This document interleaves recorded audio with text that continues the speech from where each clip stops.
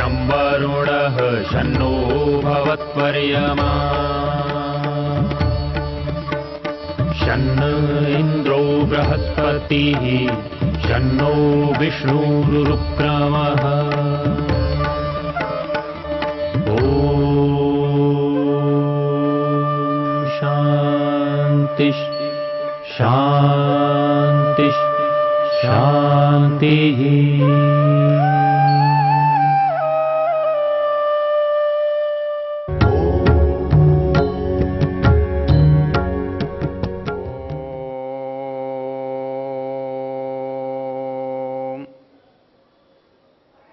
हम इस समय यजुर्वेद के 34वें अध्याय के शिव संकल्प मंत्रों की चर्चा कर रहे हैं। इन मंत्रों का ऋषि शिव संकल्प है और इन मंत्रों का देवता मन है। और जितने मंत्र हैं उन सब के अंत में एक पद है, तन्मे मनः शिव संकल्पमस्तु। इसका अर्थ होता है, ऐसा मेरा मन शिव संकल्पों वाला होवे। दो बातें हैं। पहली बात है मेरा मन कैसा मन, ऐसा मन। और जो दूसरी बात है वो क्या होवे, शिव संकल्पों वाला होवे। तो हमारे जानने के बिंदु हैं दो। पहला बिंदु मन, दूसरा बिंदु वो शिव संकल्पों वाला होवे। हम पीछे चर्चा कर रहे थे, इस मन को हम कैसे जानें। इस मन के साथ हमारा आज भी जुड़ा है, हमारा कल भी जुड़ा था, हमारा भविष्य भी जुड़ा हुआ है। हमारे इस मन के साथ सामान्य व्यक्ति भी जुड़ा हुआ है, पशु भी जुड़ा हुआ है, पक्षी भी जुड़ा हुआ है, कीट पतंग भी जुड़ा हुआ है। हमारे इस मन के साथ विद्वान, बुद्धिमान, व्यावहारिक, सांसारिक व्यक्ति जुड़ा हुआ है। इस मन के साथ वैज्ञानिक, दार्शनिक, बड़े खोज करने वाले व्यक्ति जुड़े हुए हैं, साहसी लोग जुड़े हुए हैं। इसी मन के साथ दुर्बल, असहाय लोग जुड़े हुए हैं। इसी मन के साथ जो संसार का परित्याग करके विचरण कर रहे हैं, ऐसे वैराग्यवान महात्मा लोग भी जुड़े हुए हैं। देखें तो सारे संसार के जो प्राणी मात्र हैं उनका संबंध इस मन से है। जिसके पास शरीर है, जिसके पास इंद्रियां हैं, उसके पास मन भी है। तो इस दृष्टि से यह मन हमारे लिए बहुत महत्वपूर्ण है। ये सबके उपयोग का है, तो इसके अंदर सब तरह की योग्यता होनी चाहिए, क्षमताएं होनी चाहिए। चोर के पास भी मन है, साहूकार के पास भी मन है, साधु के पास भी मन है। अच्छा हो या बुरा, सबके पास मन है। और वो जो कुछ कोई कर रहा है वो मन के साथ कर रहा है। यही समस्या खड़ी हो जाती है कि अच्छा करने वाले का भी मन ही कर रहा है और बुरा करने वाले का मन ही कर रहा है। तो फिर ये मन अच्छा है या बुरा है, हमारी मूल समस्या रहती है। हम संसार में जो भी काम करते हैं, चाहे वो सिनेमा वाला करता है या कोई साधु करता है, वो कहता है मेरा मन ही सब कुछ है, जो मेरा मन कहेगा मैं वही करूंगा। साधु कहता है मेरा मन ही सब कुछ है, इसको ही ठीक करूंगा तो सब ठीक हो जाएगा। श्री कृष्ण जी महाराज गीता में कहते हैं, मन एव मनुष्याणाम कारणम बंध मोक्षयो। ये मन जो है मनुष्यों के बंधन और मोक्ष का कारण है। संसार भी इसी से है और संसार से छुटकारा भी इसी से है। एक इतनी महत्वपूर्ण कड़ी हमारे पास मन है।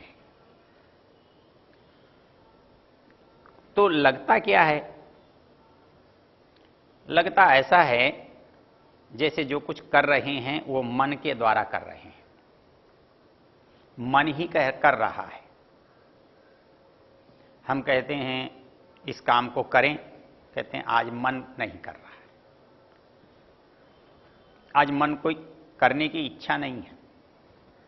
विद्यालय जाना है, जाना तो है, किंतु मन कहता है नहीं आज नहीं जाएंगे, और हम नहीं जाते। हमारा मन कहता है कि ये काम है तो कठिन, किंतु कर लेंगे, हम करने के लिए निकल पड़ते। तो इस मन के ऐसा करने के पीछे जो हमारा संकट है वो दो तरह से है। एक संकट तो मन के रचना की समझ से है, और जो हमारा दूसरा संकट है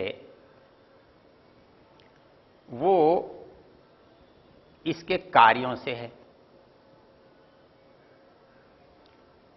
इसलिए इसके बिना कार्य हो नहीं सकता, अच्छा हो या बुरा। तो जो हम ये समझते हैं कि ये हमारा मन नहीं कहता इसलिए हम नहीं करते, वो ये समझते हैं कि मन चेतन है। अभी तो वो ये समझते हैं कि मैं ही मन हूं, मेरा अस्तित्व मेरे मन से है। और जो ये कहते हैं कि ये संसार से हमको बाहर ले जाने वाला है, उनका कहना है मन होता कौन है? मन तो हमारा दास है, मन तो हमारा सेवक है। सेवक को अधिकार कैसे कि वो स्वामी को निर्देश दे, आदेश दे? सेवक का उत्तरदायित्व है वो स्वामी के, मालिक के आदेशों का पालन करे। सारी दुनिया के जो द्वंद्व हैं, सारी दुनिया की जो मुसीबतें और संकट हैं, उसमें और कोई बात कारण नहीं है। ये जो समझ है, समझ लेना और बिना समझे करना, इसका अंतर है। ये हमारी जो दो परिस्थितियां बनी हैं कि मन ही मेरा सब कुछ है, मैं जो भी करता हूं उसके पीछे मन ही मेरा कराने वाला है, ये जो धारणा है इसको समझने की।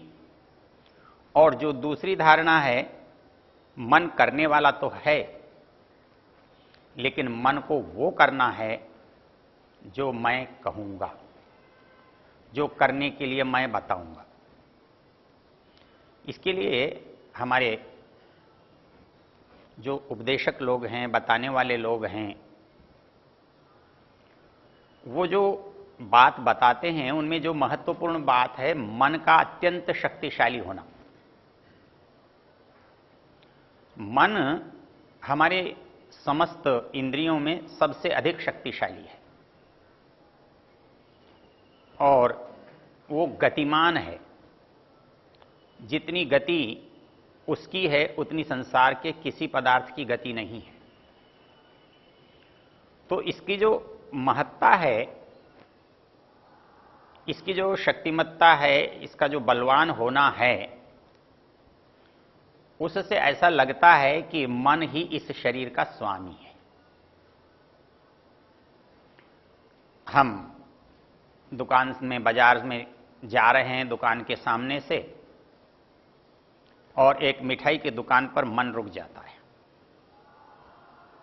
और हम वहां अंदर जाके मिठाई खाने की इच्छा रखते हैं।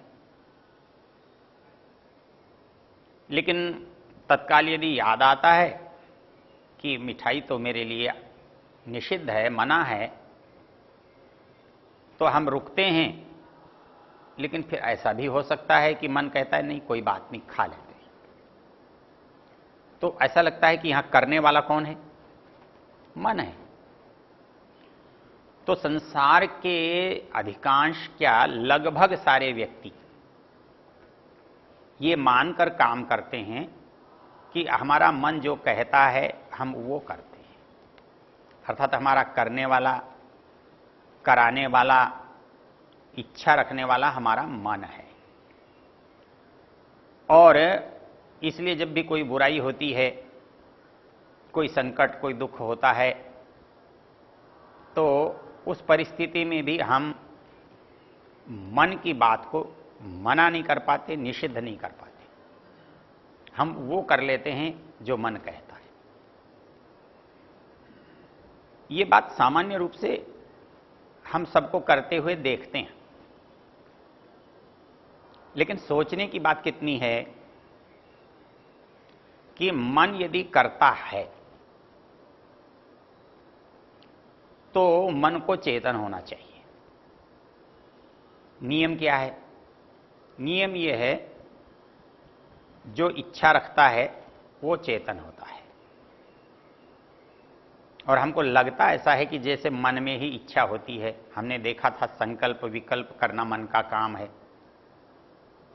तो हमें लगता है कि मन ही इच्छा करता है, मन ही चाहता है। तो ये जो मन चाहता है, यदि मन चाहता और इच्छा करता तो इच्छा उसके अपने रूप की होनी चाहिए। यदि वो चेतन है तो उसको चेतन रूप की इच्छा होनी चाहिए। और चेतन वस्तु जो है वो भौतिक नहीं होती। और मन कभी अभौतिक पदार्थों की ओर जाने की चेष्टा नहीं करता जब तक उसे ले जाने के लिए बाध्य न किया जाए, उसे वहां तक कोई ले जाने वाला लेकर न जाए।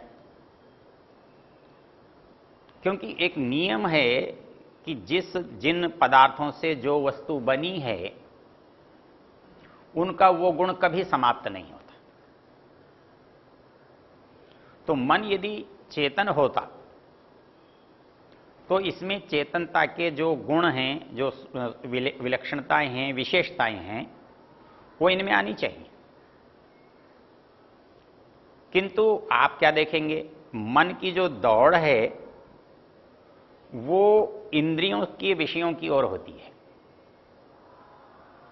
और यहां ये प्रश्न हमारे लिए बहुत ही सुविधाजनक हो जाता है, आसान हो जाता है कि मन जड़ है या चेतन, ये समझने के लिए एक बार आप ये समझ लीजिए, इंद्रियां जड़ हैं या चेतन। यदि इंद्रियां चेतन होंगी तो वो भौतिक विषय उनका अपना विषय नहीं बनेगा, वो उसमें उनकी रुचि नहीं बनेगी, वो विपरीत दिशा वाली चीजें हैं। लेकिन हमारी सारी की सारी इंद्रियां सदा ही भौतिक पदार्थों की ओर जाती हैं। वो रूप, रस, गंध, स्पर्श, शब्द, ये जितने विषय हैं ये प्रकृति के विषय हैं, ये स्थूल भूतों के विषय हैं। और इन्हीं से इंद्रियां जुड़ी रहती हैं और इंद्रियों का काम भी इन्हीं को जानना पहचानना है। इंद्रियां यदि चेतन होती तो इंद्रियों से चेतन व्यक्ति पहचाना जाता, चेतन आत्मा पहचाना जाता। लेकिन इंद्रियों की क्षमता चेतन को पहचानने की नहीं है। इंद्रियों की क्षमता जड़ वस्तुओं को पहचानने की है, रूप, रस, गंध, स्पर्श, शब्द को पहचानने की है। इसलिए इनको जो अच्छा लगता है, इनको वो अच्छा लगता है जो इनसे संबंधित है, जो इनसे समानता रखता है। जिन पदार्थों से ये इंद्रियां बनी हैं उनकी ओर इनकी स्वाभाविक रुचि होती है, उनकी ओर गति होती है। इसलिए इंद्रियां सदा बाह्य विषयों की ओर गति करती हैं, भौतिक विषयों की ओर गति करती हैं, भौतिक वस्तुओं को पहचानने जानने की योग्यता रखती हैं, और सब भौतिक पदार्थ जड़ हैं। तो इसलिए इनकी जो क्षमता है, इनका जो रूप है, इनका जो कार्य है, वो देखने से पता लगता है कि इंद्रियां चेतन नहीं है। इसके साथ ही इंद्रियां स्वयं कर्ता नहीं है। यदि मूल रूप से इंद्रिय को भौतिक पदार्थ के रूप में या भौतिक ऊर्जा शक्ति के रूप में, जिसे हम इंद्रिय कहते हैं, इंद्रिय गोलक से हटकर जो है, उसमें भी भौतिक पदार्थों के अतिरिक्त जानने की क्षमता नहीं है, और उनमें स्वयं निर्णय लेने की, करने की क्षमता नहीं है। इसलिए वो चेतन नहीं है, सब जड़ है। तीसरी चीज, यदि इंद्रियां चेतन होती तो एक इंद्रिय चेतन है या समस्त इंद्रियों का जो समुदाय है वो चेतन है? एक एक इंद्रिय चेतन नहीं है, एक एक इंद्रिय अलग अलग है। जो आंख का काम है वो कान नहीं कर सकता, लेकिन जो कान का काम है वो नाक भी नहीं कर सकती। तो इसलिए इंद्रियां जो अलग हैं वो किसी इंद्रिय समूह से जुड़ी हुई हैं, तो उनका समूह जैसी ये हैं वैसी ही होगा। तो इंद्रियां क्योंकि जड़ हैं, तो इंद्रियों का जो समुदाय मन है, इनका जो स्वामी है, अधिष्ठाता है, वो भी जड़ होगा। तो इस दृष्टि से हम विचार करते हैं तो मन का जो भौतिकता के प्रति लगाव, उसकी गति, उसका आकर्षण हमें समझ में आता है। इसलिए जब मेरा मन कहता है, जब मैं ये कहता हूं कि मेरा मन जो कहेगा मैं मानूंगा, तो निश्चित रूप से वो वस्तु भौतिक ही होगी। रूप, रस, गंध, स्पर्श, शब्द, इन्हीं विषयों से होगी। इन्हीं की में इच्छा उसकी स्वाभाविक इच्छा है। नहीं तो स्वाभाविक इच्छा यदि चेतन की होती तो चेतना के लिए होती, भौतिकता से विरोध में होती, लेकिन ऐसा नहीं है। तो इसलिए जो मोटी बात हमारी समझ में आने की है वो ये कि विषय भौतिक हैं, विषयों का जो जानने का साधन इंद्रियां हैं वो भौतिक हैं। तो इसलिए स्वाभाविक रूप से इन इंद्रियों का जो स्वामी है, इनको चलाने वाला है, जिसको हम मन कहते हैं, वो भी भौतिक है। दूसरी जो सबसे बड़ी बात इन बातों से जो समझ में आने वाली है वो क्या है? वो ये है कि जब भौतिक पदार्थ जड़ हैं, उनसे बनी हुई, उनसे बीच में काम करने वाली इंद्रियां भी जड़ हैं, तो उनसे काम लेने वाला मन भी जड़ है। हम चाहे रेल बना लें, हवाई जहाज बना लें, मोटरसाइकिल बना लें, कार बना लें, से सब दौड़ रही हैं, लेकिन ये सब भौतिक हैं, ये सब जड़ हैं। इनके दौड़ने का उनको पता नहीं है, इनका गंतव्य स्थान कहाँ है उनको पता नहीं है। वो सुंदर हैं, कुरूप हैं, अच्छे हैं, बुरे हैं, उनको पता नहीं है। इससे ये पता लगता है कि हमको एक बात समझ में आती है, मन विषयों की भांति, इंद्रियों की भांति जड़ है, और यदि एक बात समझ में आ जाए कि मन जड़ है तो हमारी बहुत सारी समस्या हल हो जाती है।